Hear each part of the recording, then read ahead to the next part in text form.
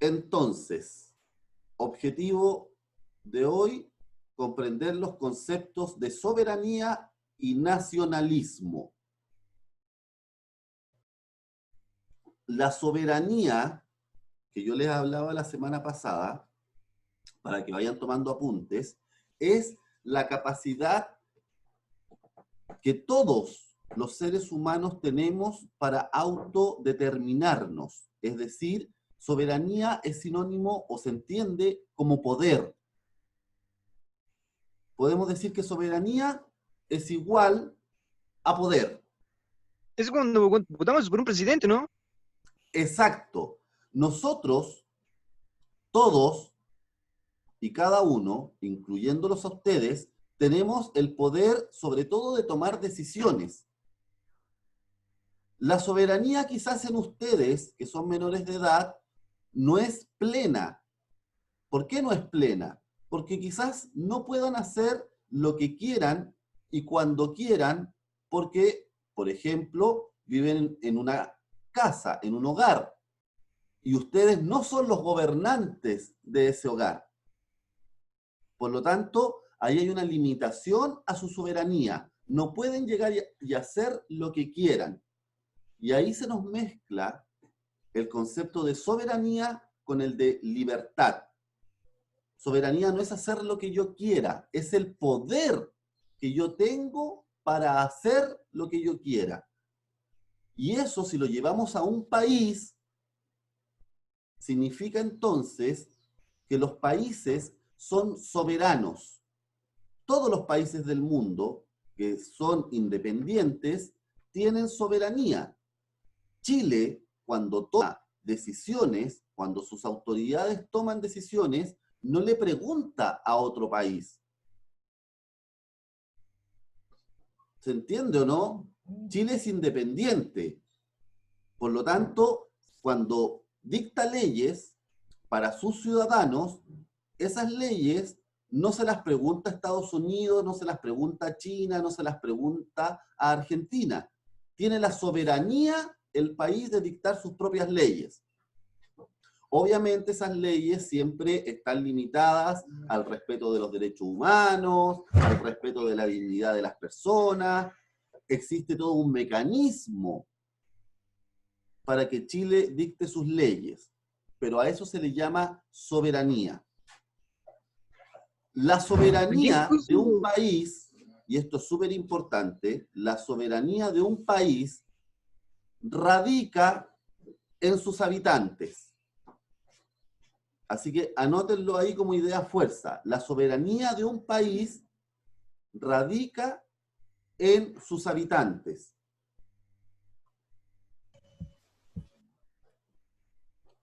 Y eso es lo que nos diferencia con lo que ocurría antes de la Revolución Francesa. Antes de la Revolución Francesa, el rey que gobernaba en los países europeos, los reyes, decían que la soberanía provenía de Dios.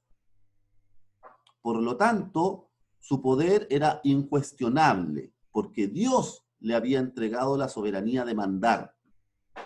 Eso a partir de la Revolución Francesa cambia. ¿Y qué nos dice el liberalismo? El liberalismo nos dice, momentito, la soberanía radica en el pueblo, radica en las personas. Y las personas le otorgan el poder a los gobernantes para que manden. ¿Se entiende la idea o no? ¿Cómo vamos hasta ahora?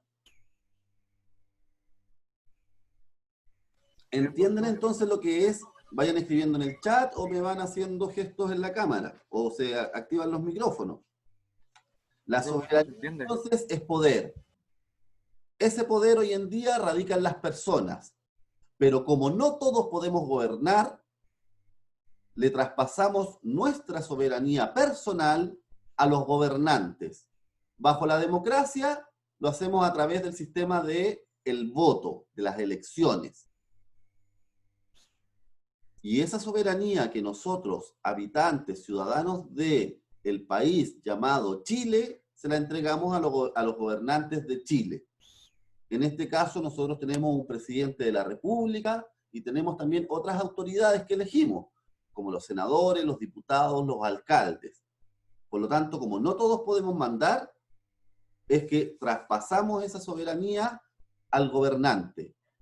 Y ellos son quienes representan nuestra soberanía. Pero la soberanía está en nosotros, radica en nosotros, y la traspasamos a través del voto. Así que ese concepto que quede súper, súper claro, porque lo vamos a trabajar sobre todo en las próximas clases cuando empecemos a ver la independencia de los países americanos y la independencia de Chile, que ocurre en el mismo contexto de la Revolución Francesa. Sin Revolución Francesa no tenemos independencia de Chile. ¿Qué tenemos que ver los chilenos con los franceses? Casi nada. Pero lo que ocurre en Europa a partir de la Revolución Francesa influye en lo que ocurre acá en América para que los países logren su independencia. Y ahora sí, les voy a compartir pantalla en una presentación que yo después les voy a enviar por correo. ¿Para cuándo? Profe, ¿para cuándo? Se los puedo enviar hoy día, apenas, no apenas termine la clase porque después tengo otra clase, pero en la tardecita se los mando. Ya, gracias. Déjenme colocarlo en pantalla completa. Ups. Ups, ups, ups.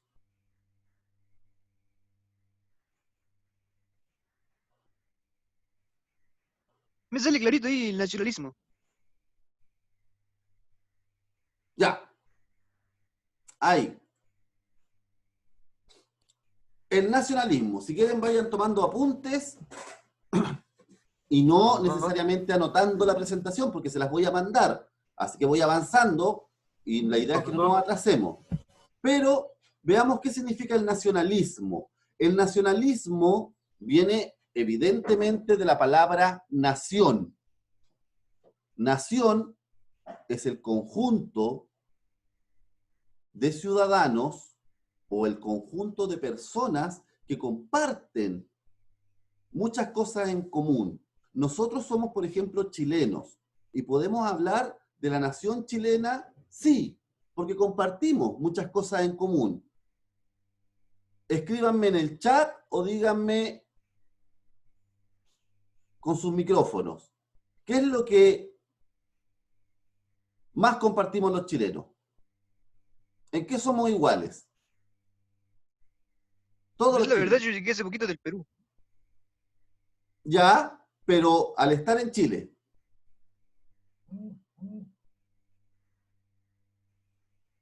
Las comidas típicas.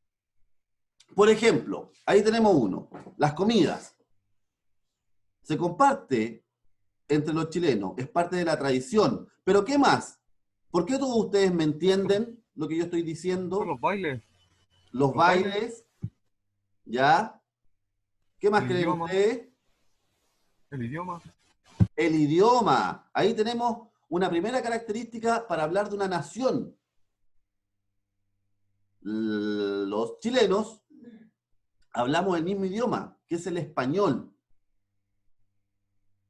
Chile es un país unitario, comparte la gran mayoría de su población el idioma, por ahí dijeron los bailes, por ahí dijeron la comida, las tradiciones, para resumirlo en una sola palabra.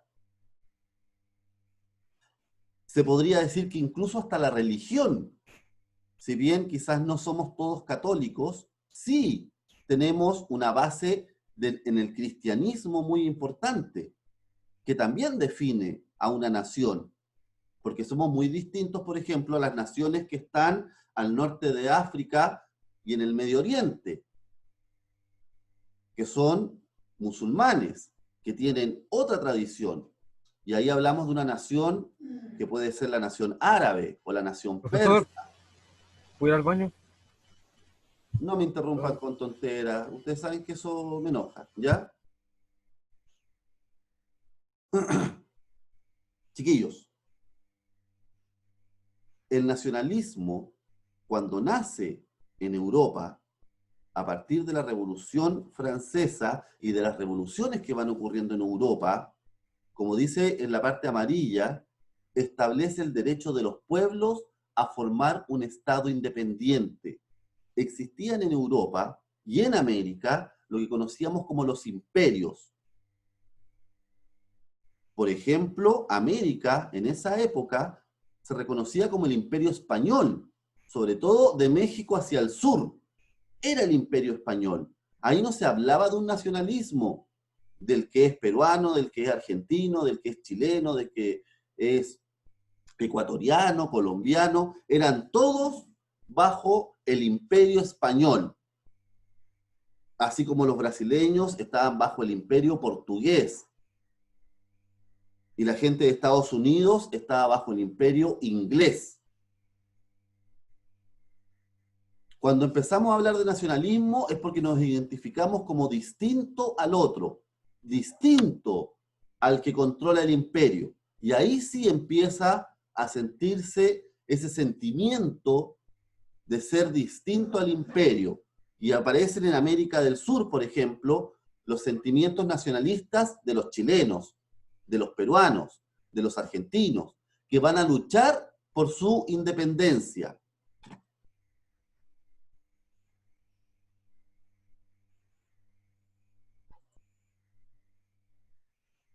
Esto lo habíamos hablado la semana pasada y sirve como recordatorio, porque el liberalismo va de la mano con el nacionalismo. ¿A qué se refiere esto? De las ideas de libertad es que también surgen las ideas de nación, de nacionalismo. ¿Por qué? Porque el liberalismo, y este es una pantalla de recordatorio, porque es lo que vimos en la prueba y a la gran mayoría le quedó muy claro, el liberalismo defiende las libertades del individuo. Su origen, habíamos dicho, está en la Ilustración, en ese movimiento de pensadores del siglo XVIII, de los años 1700.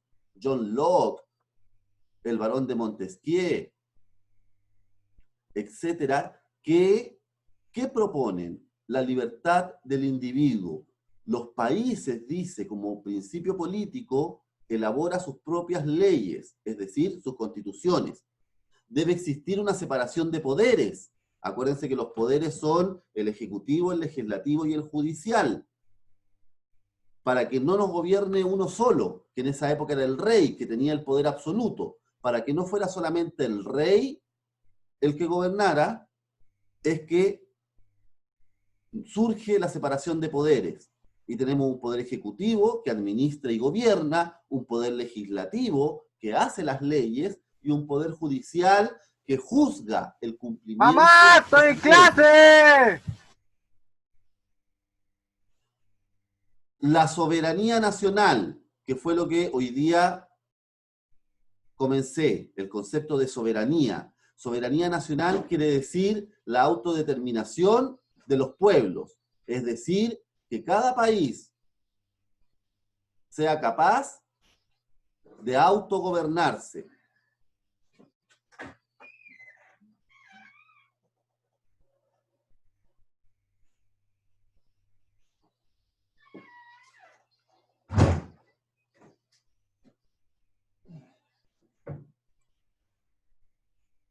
Ya. Y finalmente las libertades individuales, que es la defensa, ¿cierto?, a obviamente la libertad del individuo.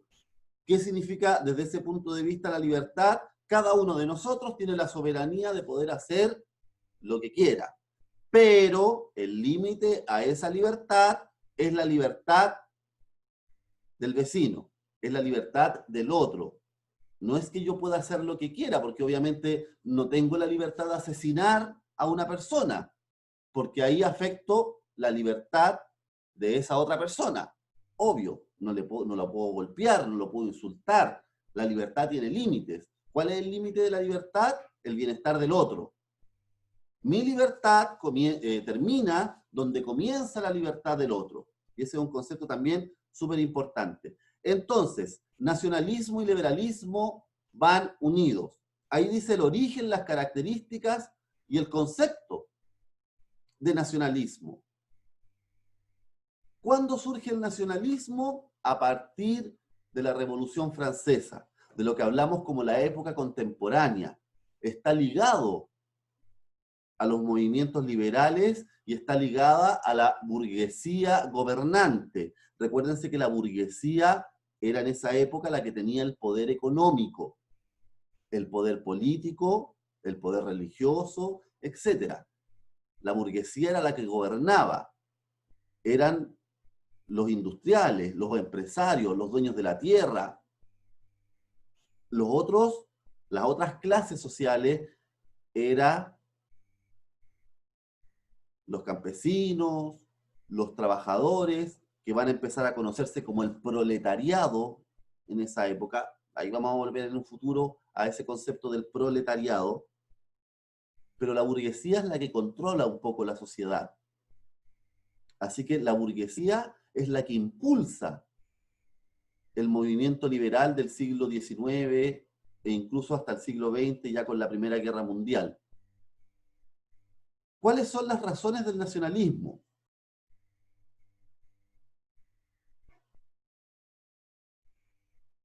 Al desaparecer la idea del gobernante absoluto, del rey absoluto, es que las naciones pretenden autogobernarse y surge la idea, como hemos hablado, de la soberanía, ¿cierto?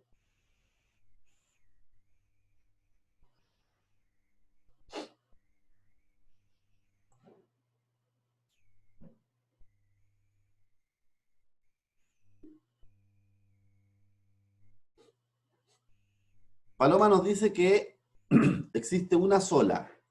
¿Alguien cree que en Chile existen más naciones o solamente existen los chilenos como nación? Somos un país que comienza allá en el norte en Arica, termina allá en el sur en Punta Arenas. Ahí hay uno que me dice, David, que hay más naciones. Por ejemplo, dentro del Estado chileno, ¿qué nación podemos encontrar que es distinta a la chilena? Que los podemos llamar chilenos. Pero ustedes creen que el pueblo mapuche, muy bien David, que el pueblo mapuche no se siente una nación distinta a la mayoría de nosotros, porque ellos tienen un pasado distinto al chileno, porque ellos tienen elementos comunes que lo diferencian al chileno. Tienen un idioma distinto, tienen una cultura distinta, tienen una alimentación distinta, pero ellos están dentro del Estado de Chile.